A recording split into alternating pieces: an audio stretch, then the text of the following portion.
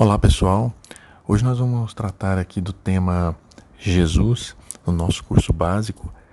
Meu nome é Rômulo e espero poder trazer algumas informações, obviamente algumas ideias que são trazidas pela doutrina espírita, sempre com base no Evangelho e analisando Jesus de uma maneira muito especial, muito importante, considerando, colocando no seu devido lugar Jesus, que é considerado e obviamente estudado por toda, a estrutura do movimento espírita como o governador do planeta. Para tentar tornar um pouco didático esse nosso momento, vou adotar um pouco a sequência do material que vocês recebem e trazer alguns elementos diferentes, que estão em várias obras da doutrina que são estudadas. Mas, a princípio, esse conceito de governador do planeta, ou governador espiritual da Terra, é uma designação extremamente importante, não só pela figura ímpar que é, como já desde os tempos dele já se falava. O senador, por exemplo, Públio Lentulus, que escreve uma carta a Roma contando dessa figura de Jesus, o narra com extrema beleza, com extrema admiração, mostrando assim uma serenidade, uma força, uma espiritualidade impressionantes, na figura de Jesus. E embora o descreva apenas de maneira física, contando como era seu cabelo, a sua barba, mas ele destaca também o jeito de olhar, a maneira de ser, mostrando que era uma figura bastante diferente dos demais que ele já havia conhecido. Mas esse conceito de governador do planeta, ele vem, na verdade, sob a mediunidade de Chico Xavier, pelo Espírito Emmanuel, trazido no livro A Caminho da Luz. E esse conceito, ele é extremamente importante se entender, porque de alguma forma traz a ideia de que houve, quando da criação do orbe, da orbe da Terra, da construção de todo o a nossa galáxia, no caso a Via Láctea, nosso sistema solar especialmente, foram designados espíritos que iriam, na verdade, coordenar esses projetos. Então aí está o primeiro item importante, porque dentre vários espíritos possíveis de fazê-lo, Jesus foi escolhido para se responsabilizar por essa nossa estrutura terrena. Então daí parte a ideia de que inicialmente, como será ainda estudado no decorrer desse curso, havia outros espíritos com essa mesma condição de fazê-lo, e Jesus foi escolhido para fazer isso. Essa é uma ideia interessante porque já mostra que Jesus, na verdade, fazia parte de uma comunidade de seres que há 4,5 ou 5 bilhões de anos atrás já eram capazes de coordenar a construção de um planeta, de estruturar toda a vida de um planeta, seus aspectos biológicos, físicos, químicos. E isso mostra a grandeza e a dimensão da figura de Jesus. Não era, na verdade, uma pessoa com a qual nós possamos achar um equivalente. Jesus se parecia com tal pessoa, porque de fato essa ideia já nos mostra que esse perfil de espírito está numa dimensão ou numa estrutura muito avançada, talvez inimaginável para nós calcularmos a habilidade. Eu brinco muitas vezes que eu não consigo sequer montar um sistema solar com algodão, e usando algumas coisas materiais, de brinquedo para fazer com meus filhos. E naquela época, há 4, 5 bilhões de anos atrás, Jesus já o sabia, já era capaz de coordenar isso, mostrando aí toda a sua dimensão e conhecimento em todas as áreas, coordenando então outros espíritos que fariam parte dessa estrutura. E aí, obviamente, os conceitos que são trazidos no livro, especialmente no Evangelho, no livro bíblico, quando João menciona que no princípio era o Verbo, e o Verbo estava com Deus, e o Verbo era Deus, você percebe aí a relação mais exata e mais precisa dessa figura de Jesus como então uma espécie de ser designado pela divindade. E para nós, hoje, ao olhar isso, ainda parece tão incrível, tão fora da curva, que há esse conceito, né, de que Jesus seria Deus. E aqui vem uma primeira observação importante, com todo o devido respeito, obviamente, aos credos religiosos que adotam esse critério de colocar Jesus e Deus como uma mesma estrutura, separados aí por questões de fé, mas obviamente como um Deus. A proposta de Jesus ser considerado um Deus não coaduna ou não fecha com a proposta monoteísta efetiva. Nós temos um Deus e, nesse sentido, o Livro dos Espíritos nos esclarece que Deus é único. Se tivessem outros, não seria Deus por si só, ou poderia haver dissensão ou até mesmo desentendimento entre eles, como os gregos acreditavam e os romanos também, ao mencionarem vários deuses que tinham propostas e entendimentos diferentes. Essa ideia, então, do Deus único, capaz de sobrepor-se, ser, na verdade, por esse motivo único, é que impede a ideia de que Jesus seja também Deus. E aí nós percebemos que, na prática, o que nós estudamos no Livro dos Espíritos, especialmente, já é um outro conceito, de que esse Espírito Jesus e outros tantos que estavam naquela condição angélica não foram criados assim. Eles, na verdade, se tornaram seres angelicais.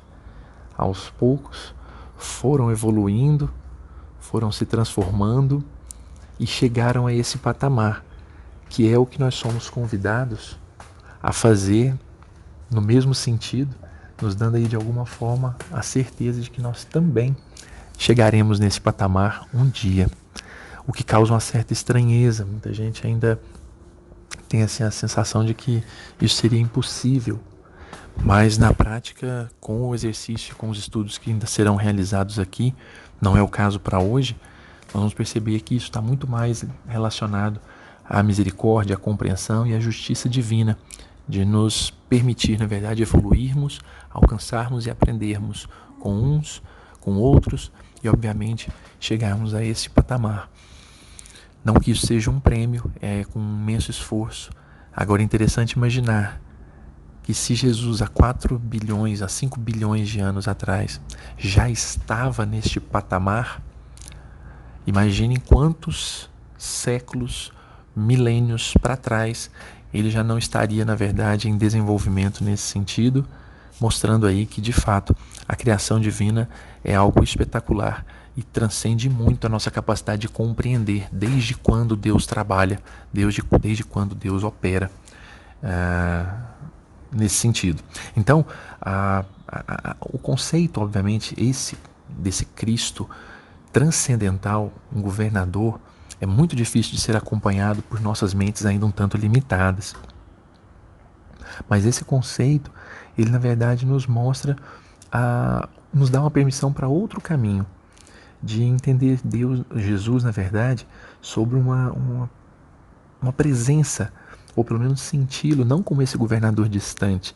A gente vai tentar trabalhar também com aquela ideia do Jesus que está do nosso lado. E tem uma historinha muito bacana trazida por Humberto de Campos, que conta a história de um monge que passou muito tempo, na verdade, pedindo para ver Jesus.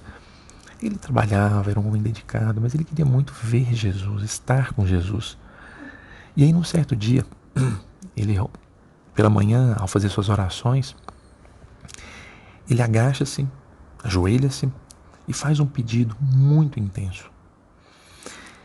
Todos os dias, um monge era responsável por abrir as portas do convento para receber as pessoas, os doentes, as pessoas famintas. E ele então, ao se ajoelhar e fazer essa oração muito intensa, pedindo para encontrar com Jesus, ele de repente recebe a visita.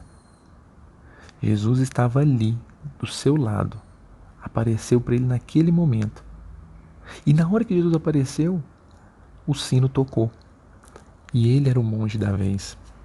Ele tinha que abrir as portas do convento naquele dia, do seminário, perdão, e desesperou-se, na verdade, porque ficou incerto, mas não teve jeito. Fechou a porta e foi até lá. Foi cumprir as ordens de abrir.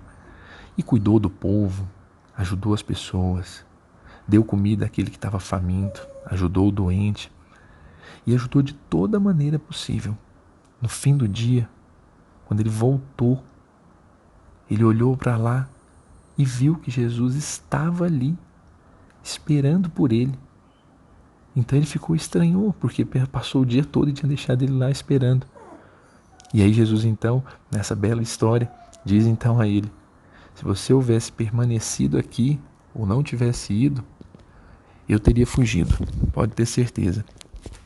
Então esse conceito desse Jesus, na verdade, está muito mais associado à presença dele, não como um governador estanque, distante, mas que nos auxilia, nos inspira e está sempre ao nosso lado, cuidando da gente de alguma forma. É desse Jesus que a gente vai falar um pouco por aqui. Sobre a vida de Jesus, há muito pouco, na verdade, traduzido ou pelo menos escrito de forma séria e segura, a não ser os relatos do Evangelho e outros tantos que são apresentados por um ou por outro historiador, mas na prática as verdades sobre a vida de Jesus, especialmente antes dos 30 anos, ela é um grande enigma, e esse enigma talvez tenha todo o sentido de ser preservado e respeitado também, embora, claro, à medida que formos crescendo, isso vá se desvelando ou se apresentando de maneira mais especial. Há uma série de livros que tratam a respeito disso, uns com maior, outros com menor veracidade, mas o que se precisa entender ou imaginar é que a vida de Jesus, toda ela, provavelmente era pautada nas leis morais que serão estudadas nesse curso aqui, inclusive. Então, o respeito à lei do trabalho, lei de conservação, lei de amor e justiça, todas essas, na verdade, lei de sociedade.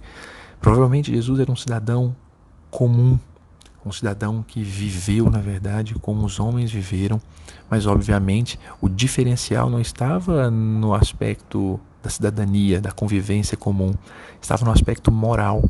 A diferença estava, na verdade, na espiritualização do ser, que sem dúvida alguma se manifesta desde a fase da infância, como ficou claro, por exemplo, naquele episódio singelo dos 12 anos, quando ele conversa com os doutores da lei no templo. Então esse conceito de um Jesus, na verdade, diferente, que tenha tido contato com um ou com outro povo à época, que tivesse caráteres espiritualistas diferenciados, mas o mais importante é lembrar que Jesus estava já acima de todos esses, na verdade, no conceito ou no critério moral. Esse desenvolvimento era para ele algo natural.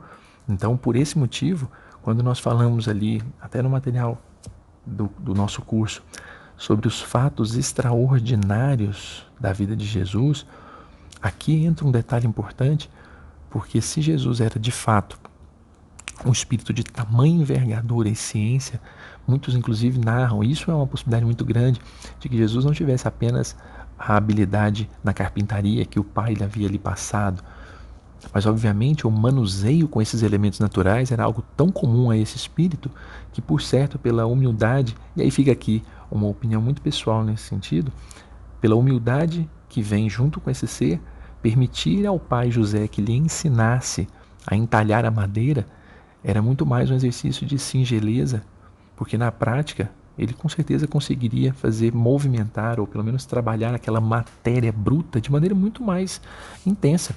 Prova maior estão nas curas ou, obviamente, nas transformações consideradas, como nós vamos ver aqui agora, milagrosas, mas que na prática bastava saber fazer. Então, nesse sentido, Jesus se permite aprender, se permite escutar as pessoas, mas para dar-lhes a oportunidade de fazer-lhe também o bem, e ele, claro, o faria no mesmo sentido, cuidando não só de si, como de sua família toda.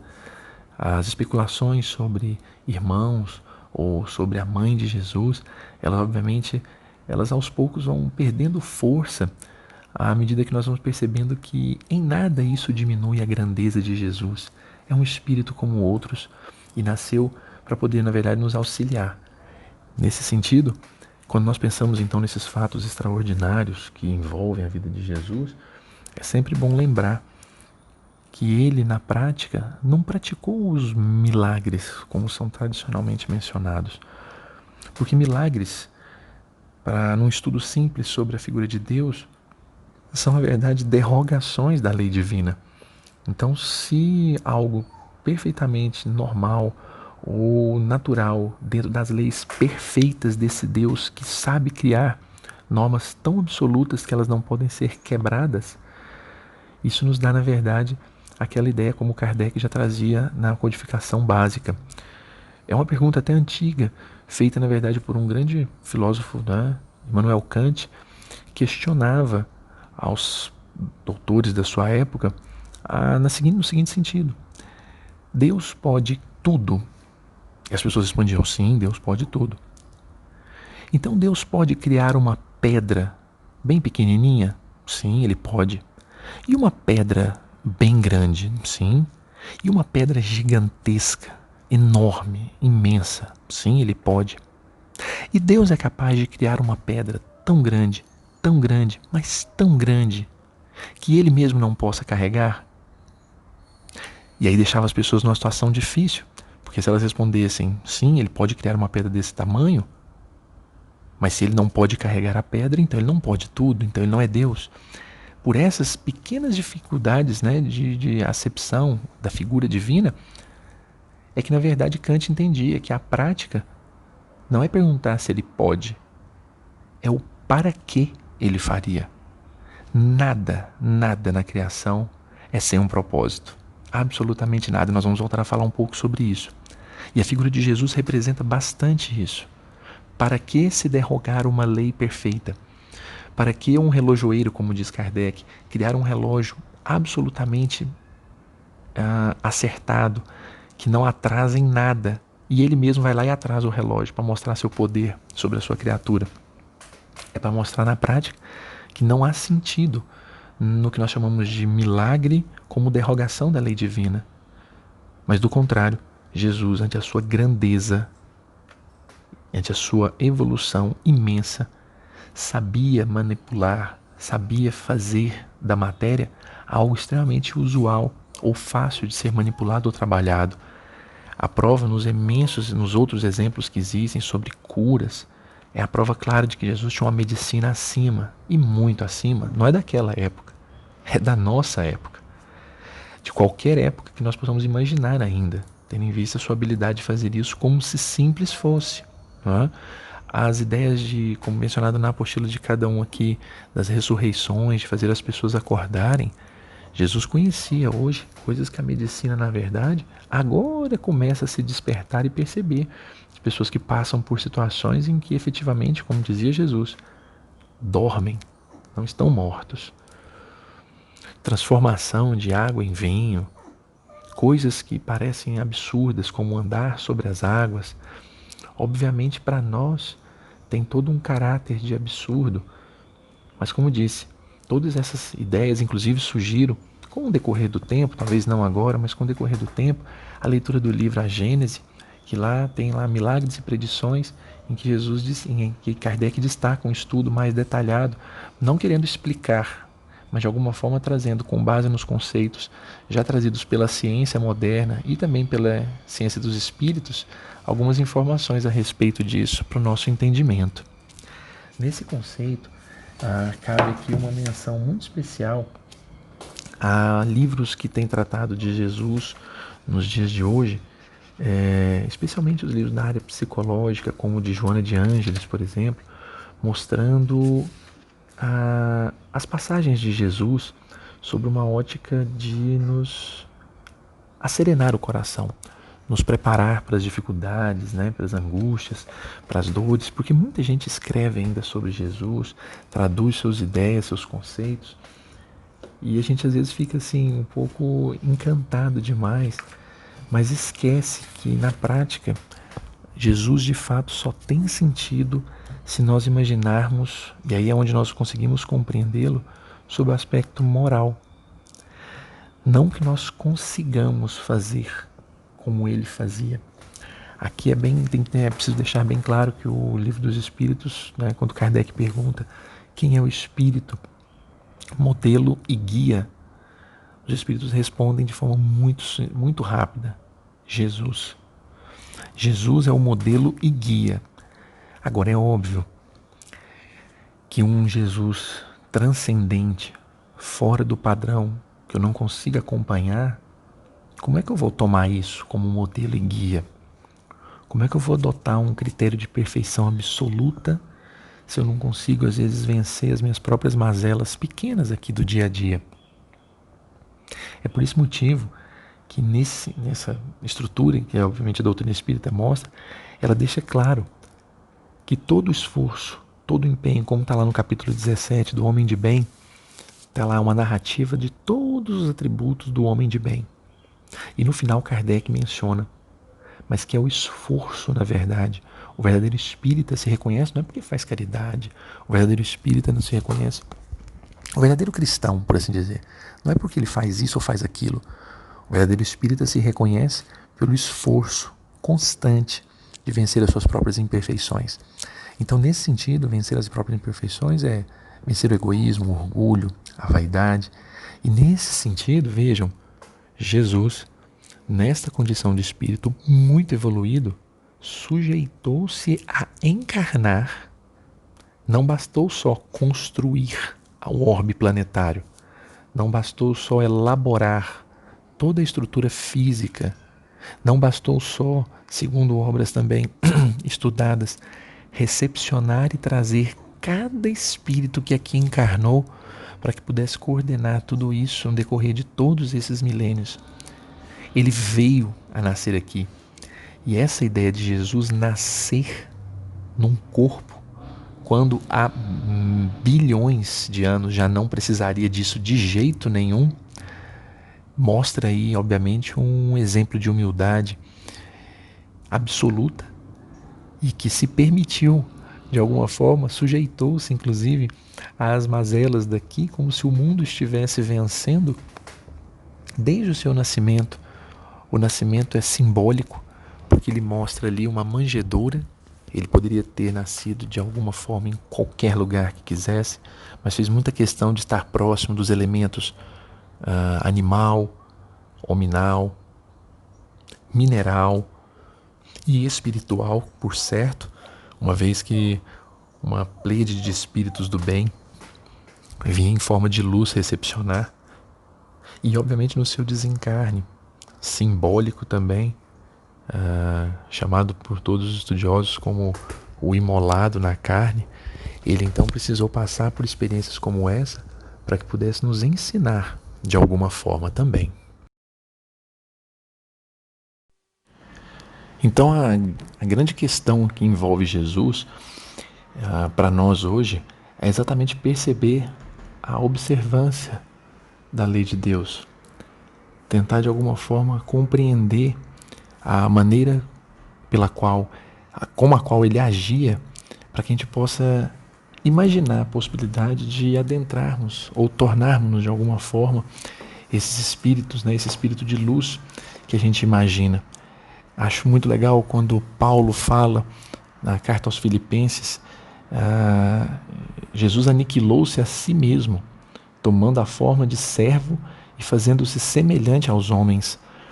Quer dizer, essa ideia já nos mostra aí com clareza a habilidade de Jesus, porque a gente não podia ir ter com ele. Ele, na verdade, veio até nós, né? Veio aqui de alguma maneira para que nos pudesse dar o exemplo, mostrar a grandeza da riqueza dos preceitos morais, que inclusive serão estudados aqui de forma mais detalhada quando formos fazer o estudo do Sermão do Monte, um estudo extremamente importante que obviamente resume, mas contém dentro dele todas as referências necessárias para um espírito, na verdade, caminhar e tornar-se um espírito angelical, um espírito celestial, como o próprio Jesus é. Então, de alguma forma, vejam só, o exemplo é tão singelo que, da mesma forma que alguns não podem a chegar muitas vezes no plano, na situação espiritual que nós nos encontramos, já buscamos respeito, a fraternidade, humildade de alguma forma, ainda que de forma muito tímida, mas alguns estão ainda longe disso. Razão pela qual não se espera que estes, na verdade, venham ao nosso encontro. O exemplo de Jesus é no sentido inverso.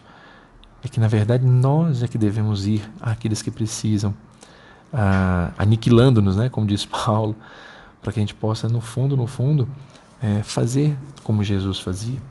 Então, a proposta, obviamente, desse estudo, dessa nossa conversa, até por causa do formato um pouco diferente, é nós imaginarmos, então, uma relação diferente com esse Jesus.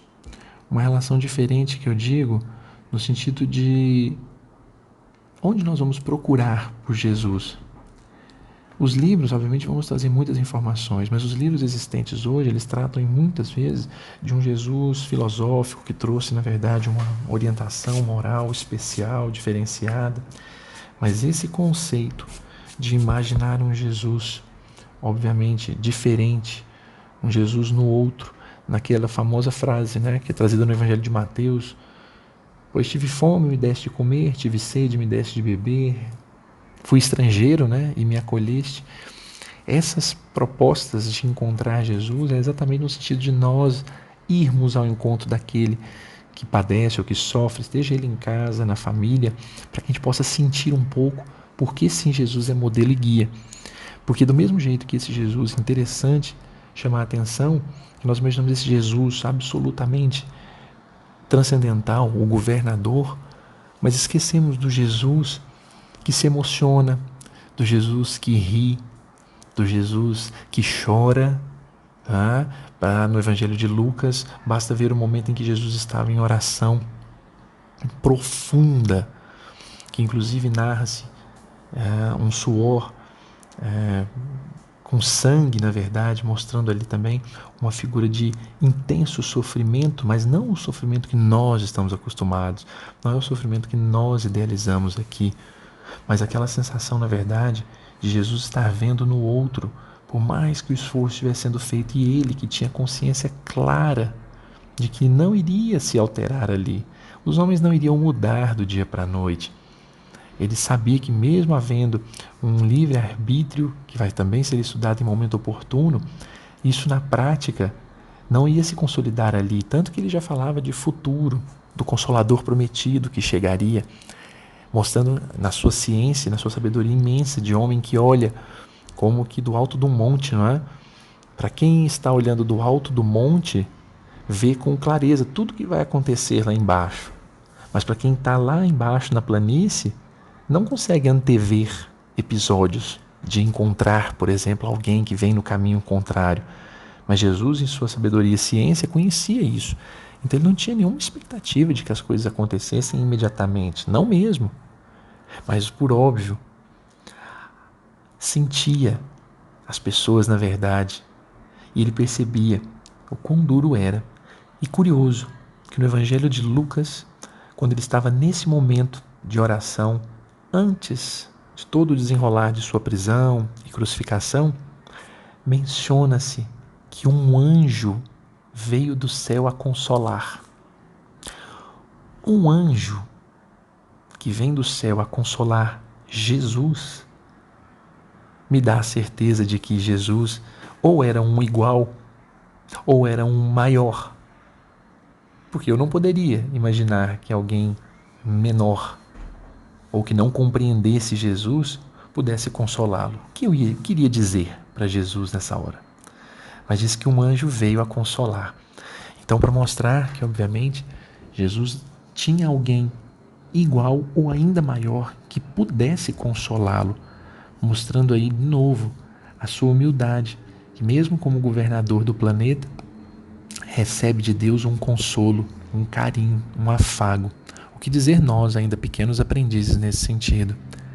Então a ideia de imaginar Jesus é algo tão especial, é algo tão grande, são tantos os assuntos que envolvem a figura dele, e às vezes nós nos preocupamos com, por exemplo, minúcias, com o corpo de Jesus, há um travamento de uma discussão bem interessante no meio espírita, inclusive, porque um estudioso grandioso também, Dr. Rustem, que dentre os vários elementos que trouxe, mencionava que Jesus teria um corpo diferente dos demais.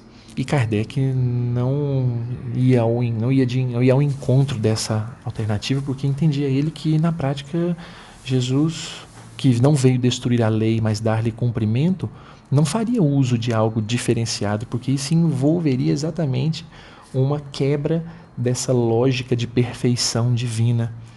Então, por esse motivo, houve uma discussão, uma dissensão naquela época, e ficou bastante claro para Kardec que Jesus passou pelos mesmos critérios. Mas, obviamente, quando nós vemos no Evangelho de Mateus a descrição de toda uma cadeia genealógica, é bem provável que essa cadeia genealógica tenha sido construída, e não casualmente, mas direcionada para elaborar, sim, um corpo capaz de fazer tudo o que Jesus pôde fazer. Então, nesse sentido, é óbvio que o organismo físico também tem que estar de acordo com a condição do espírito. E isso, no estudo sobre evolução, por exemplo, que há de ser feito mais adiante, fica bem claro quando você percebe que há, na verdade, um espírito que engrena num organismo físico e ele vai dando a ele novas potencialidades. Mas esse corpo também não pode ser um corpo limitado. Ele tem que estar com as condições e capacidades já avançadas para que possa ser desenvolvida. É bem provável que isso tenha acontecido no caso de Jesus. De outra feita também se discute muito a questão do desencarne, o corpo de Jesus ter desaparecido. Do mesmo jeito, questões que estão muito além da nossa compreensão, mas que não podem, na verdade, derrogar nenhuma das leis divinas. Jesus não veio aqui para isso, veio para dar-lhe cumprimento. Então, esse encaminhamento de detalhes sobre a vida de Jesus, sobre o âmbito material, se perdem ante a grandeza do aspecto moral, da estrutura moral, da busca por esse Jesus como transformador da humanidade nesse sentido. Então, o convite desse estudo nosso, já encerrando, é exatamente para que nós conheçamos um pouco dessa figura, e esse conhecimento não se dá de qualquer maneira. Eu sugiro, em especial, além da leitura, claro, do Evangelho, que nós façamos leitura de livros com um tanto de atenção, e para não tumultuar muito, sugerirei um em específico, o livro Boa Nova, do espírito de Humberto de Campos, pela psicografia de Chico Xavier. Ali há relatos que não constam no trecho bíblico e que eu conclamo a todos que façam a leitura para que possam verificar a perspectiva de um Jesus humano, um Jesus próximo, para que nós possamos entender que esse Jesus hoje, ele estaria sim, com certeza, andando entre as pessoas com maior dificuldade, como fez no passado, que não é um ser estranho, uma pessoa diferente do padrão, mas é um médico de homens e de almas de fato, é uma pessoa próxima, e que basta, na verdade, nós adentrarmos nesse critério moral que ele nos convida para podermos, de alguma forma, imaginar como seria andar ao lado dele. A inspiração está nesses elementos de que ele nos conhece profundamente, que nós estamos aos poucos buscando compreendê-lo. É esse o convite que a doutrina espírita faz na proposta de conhecer Jesus, de alguma forma identificarmos as nossas limitações e buscarmos neste modelo e guia, que, como disse, também sentia saudade, sentia alegria, sentia felicidade e, obviamente, os momentos em que teve angústia aqui foi exatamente para nos demonstrar que não há, na verdade, uma frieza, um espírito puro e superior, por mais que ele compreenda e entenda todo o enlace, toda a circunstância pela qual a humanidade passa, ele não é frio. Vide exemplos de espíritos comuns que atuam hoje nesse nosso orbe, como Bezerra de Menezes, que estão sempre mandando, encaminhando mensagens de carinho, de afeição e, claro, de preocupação com a forma e o comportamento humano, mas não são frios em relação a isso. Querem nos ajudar. Jesus, em sua máxima expressão de amor, obviamente, o faz ainda de maneira muito intensa e constante. Eu deixo como um último recado, na verdade, uma mensagem final, para que a gente possa refletir e pensar com muito carinho, uma poesia que mostra de fato o quanto Jesus era grande, o quanto, na verdade, Jesus é muito maior do que a gente pode imaginar. É um poema que narra uma história contada inclusive por Humberto de Campos do retorno de Simão Pedro, quando desencarnado, Simão Pedro teria se encontrado com Jesus, e nesse encontro com ele, Pedro então diz que estava cansado das mazelas do mundo, pedindo então que houvesse descanso. E Jesus lhe permite descansar, ele que havia trabalhado tanto, feito tanto pelo cristianismo, que ele pudesse descansar, mas que ele, Jesus, iria retornar ao trabalho para poder cuidar das pessoas, porque enquanto houvesse um gemido nessa terra, ele não poderia descansar.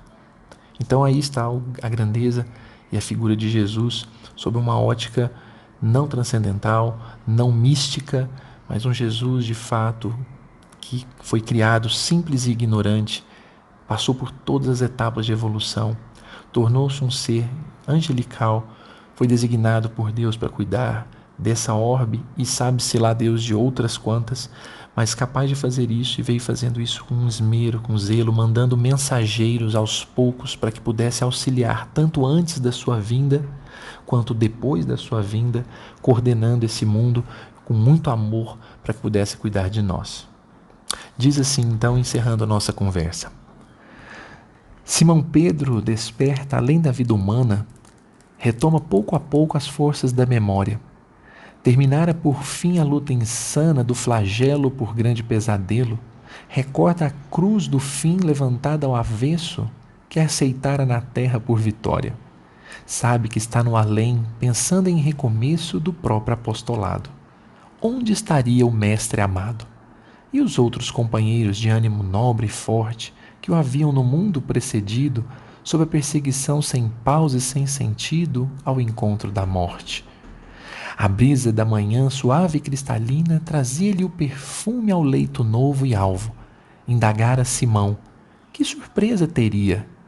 Tocou o próprio corpo, achou-se são e salvo e chorava enlevado em suprema alegria. Alguns instantes mais e ouviu enternecidamente cânticos de louvor e saudação. Alguém surgiu à porta e, de repente, envolto em doce luz, a doar-lhe conforto e proteção, Pedro entendeu quem era e bradou-lhe: Jesus. Erguendo-se em seguida, leve e ágil, gritou: Ave, Senhor da vida! Cristo abeirou-se dele a enlaçá-lo sorrindo. Depois vieram outros companheiros, instrutores, amigos, mensageiros do júbilo fazendo o festival mais lindo. Pedro enxergou, feliz, os vergéis exteriores. Eram jardins imensos recheados de flores. E em profunda euforia o ditoso Simão tomou a si a mão que Jesus lhe estendia e disse-lhe, quase em pranto: Senhor, estou cansado. Não mais me distancies de teu lado. Trago comigo a dor dos que moram no mundo, aquele imenso caos cada vez mais profundo de penúria, fadiga e sofrimento. Não desejo perder as luzes que hoje alcanço. Permite-me, Senhor, ficar contigo neste celeste abrigo. Necessito de paz, de socorro e descanso. Ao mundo de onde venho, pelas tribulações padecidas no lenho, não mais quero voltar, desejo aqui viver contigo neste lar. Mas Jesus apontou-lhe o imenso espaço à frente e falou-lhe a sorrir: Fica, Simão, se estás contente. Estes sítios são teus, tanto quanto de todos os irmãos que serviram na terra a bondade de Deus. Cristo fez longa pausa e após explicou: Quanto a mim, não posso repousar. A construção do bem é o meu lugar.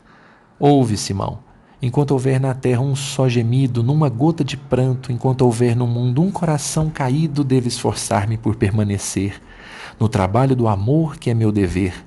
Mas descansa, Simão, ver-nos-emos depois. Nunca houve distância entre nós dois. Afastou-se Jesus.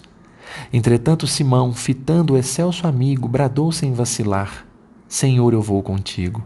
No passo firme do Divino Mestre, ambos se retiraram das alturas, buscando a direção das faixas obscuras da vastidão terrestre. Na retaguarda, em paz, ficou a multidão, de almas angelicais numa doce canção, cujo estribilho recordava essa expressão de luz dos hinos galileus: louvado seja o amor, bendito seja Deus.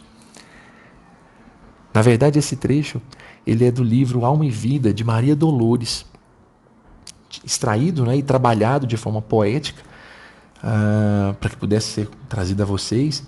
E a sequência, inclusive, mostra esse retorno, aí sim, por Humberto de Campos, o retorno de Jesus com Pedro e o trabalho que foi realizado com aquele que havia sido o algoz de Pedro, e Jesus, na verdade, o colocando bem de frente para que pudesse ajudar então aquela alma em sofrimento que havia maltratado tanto Pedro e agora estava ali sendo ajudada por ele.